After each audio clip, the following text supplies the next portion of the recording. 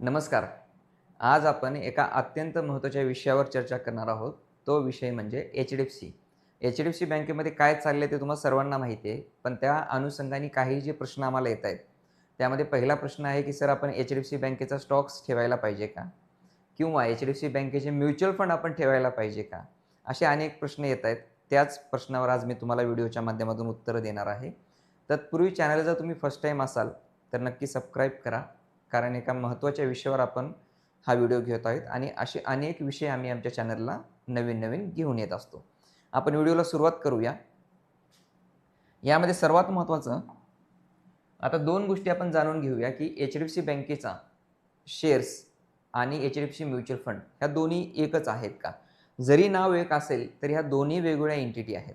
उदाहरण बघितलं आपण तर एच-डी-एफ-सी शेअर्स हा एक सेपरेट आहे, तो एका बँकेचा आहे आणि एच-डी-एफ-सी म्युच्युअल फंड हा जो आहे, हा एक सेपरेट एम-सी आहे.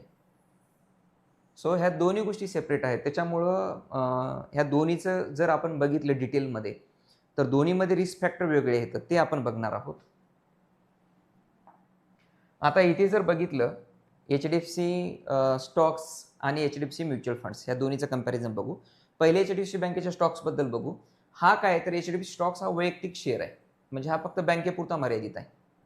दुसरं महत्त्वाचं एका बँकेतील हिस्सा या स्टॉक्सचा आपण एच-डी-एफ-सी स्टॉक्स म्हणून बघतो.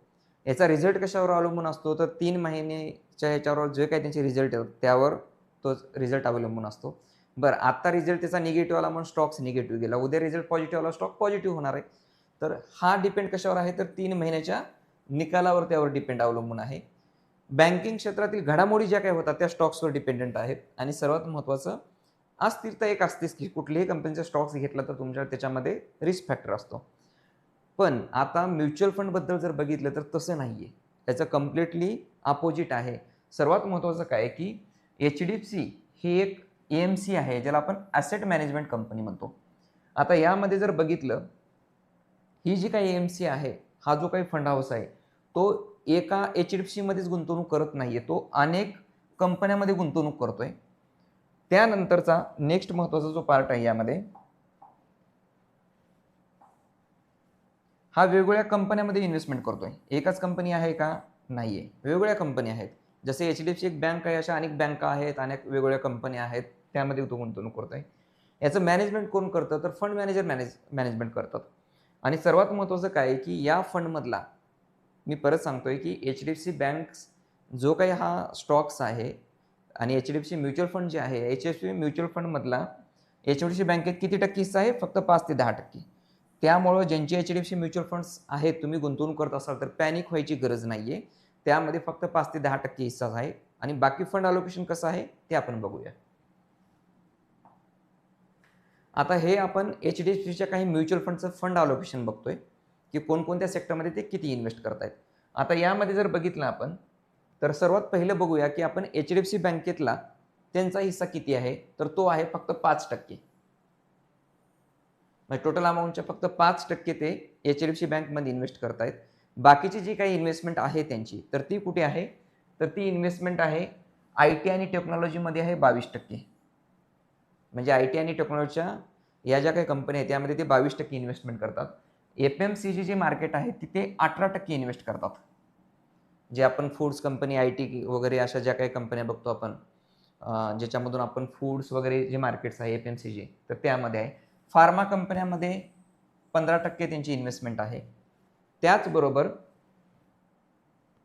इन्फ्रा आणि एनर्जीमध्ये किती आहे? 20% आहे आणि इतर सेगमेंटमध्ये त्यांची 18% आहे. आता या जर इन्व्हेस्टमेंट बघितल्या, एच-डी-एफ-सी बँकेमध्ये 5 ते 7% च्या आसपास त्यांची इन्व्हेस्टमेंट आहे. आता ह्या यांचे फंड अलोकेशन आहेत. त्यामुळे एक एच-डी-एफ-सी फंड ड्रॉप झाला म्हणून तुम्ही तुमचे म्युच्युअल फंड ड्रॉप करायला पाहिजे का? तर त्याचं उत्तर आपण बघूया पुढच्या स्क्रीनमध्ये. तर याचं उत्तर आहे, की आपण अजिबात इमिडिएटली पॅनिक होऊन पैसे नाही काढले पाहिजे. का? तर हे वेगवेगळ्या फंड अलोकेशनमध्ये इन्व्हेस्टमेंट होतात. त्यामुळे याचा काही मेजर इम्पॅक्ट आपल्याला नाही आहे. दुसरं महत्त्वाचं काय तर इमिडिएटली घाबरून आपल्याला ह्या गोष्टी काढायच्या पाहिजे का? तर अजिबात नाही. कारण स्टॉक मार्केट, म्युच्युअल फंड या गोष्टी चढ-उतार होत राहतात. तिसरी महत्त्वाची गोष्ट यामध्ये काय आहे तर यामध्ये आपण आता काय करायला पाहिजे तर दीर्घकालीन विचार करून म्हणजे लॉंग टर्मसाठी विचार करून ती गुंतवणूक होल्ड करायला पाहिजे. ही आम्ही एकदम शुद्ध मराठी घेतली, त्यामुळे काही शब्द तुम्हाला एकदम असे स्पेसिफिक दिसतील.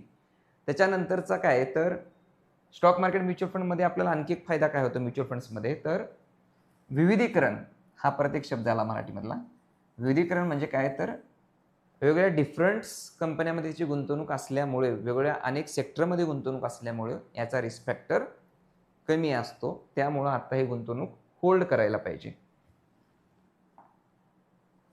आता या ठिकाणी काय करायला पाहिजे, आता करंट ॲक्शन काय घ्यायला पाहिजे, तर सर्वात महत्त्वाचं पहिलं की तुमचा जो फंड्स आहे म्युच्युअल फंड्स, तर हे जर समजा HDFC बँकेचा असेल, HDFC AMCचा असेल, तर त्यामध्ये तुम्ही चेक करायला पाहिजे की आपण कोणती स्कीम घेतली, त्याच्यामध्ये इक्विटी फंड्स किती आहे, डेप्थ किती आहे, बॅलन्स किती आहे.